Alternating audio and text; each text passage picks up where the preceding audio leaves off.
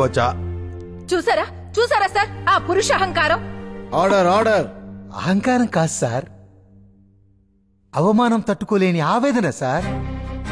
మగాడు పుట్టగానే వారసుడు పుట్టాడని సంబరాలు చేసుకుంటారు, కానీ ఆ వారసుడు పడే కష్టాలేంటో తెలియదు సార్.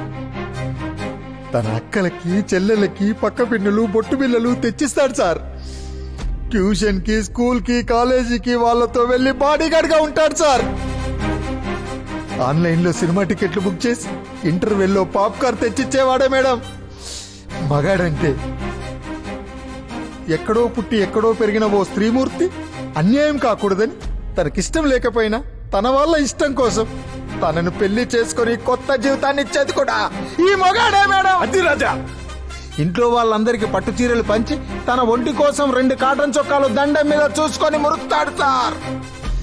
కిలోల కొద్ది బంగారం ఆ స్త్రీమూర్తులకిచ్చి తన పంచకున్న బంగారపు అంచులు చూసుకొని అదే బంగారం అనుకొని మురిసిపోతాడు సార్ ఈ మగాడు. ఇంట్లో వాళ్ళ దృష్టిలో ఒక బేవర్స్ గా, బేకూఫ్ గా, బద్మాష్ గా సహస్రనామాలతో పిలిపించుకుంటూ తప్పు చేయకపోయినా తప్పులన్నీ తన మీద వేసుకొని చెప్పులు అరిగేలా కుటుంబం కోసం కష్టపడతాడు సార్. పెళ్ళాం మాటకెదురు మాట్లాడలేక, తిట్టినా కొట్టినా బయట ప్రపంచానికి చెప్పుకోలేక ఇంత మందు వేసుకొని మూలల కుక్కిల పేడులా పడింటాడు సార్ మగాడు. భార్యకు నచ్చిన సీరియల్స్ చూపించడం కోసం తనకిష్టమైన క్రికెట్ వార్తల్ని వదిలేస్తాడు మేడం.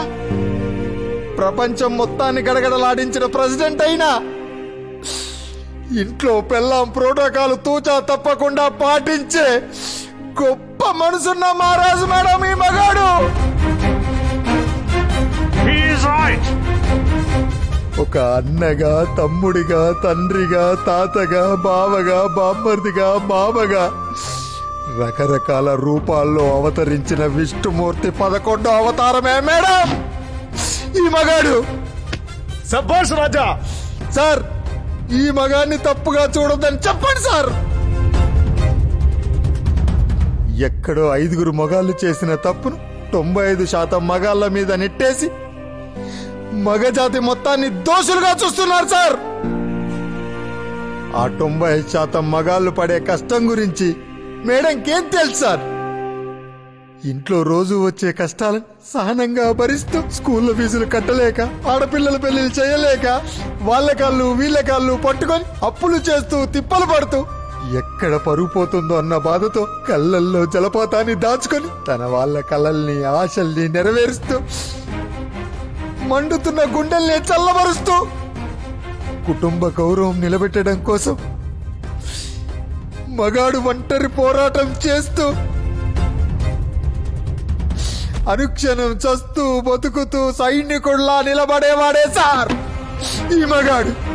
ఈ మగాడు. Any question?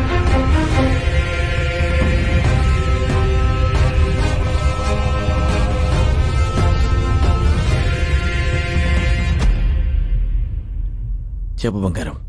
ఏమండి, ఇంకెప్పుడు మిమ్మల్ని కూరగాయలు తెమ్మని చెప్పనండి. మీ గొప్పతనం తెలిసిందండి. క్యాలీఫ్లవర్ నా కళ్ళు తెరిపించాడు. మీరు త్వరగా ఇంటికొస్తే మీ పాద పూజ చేసుకుంటానండి. ఓకే.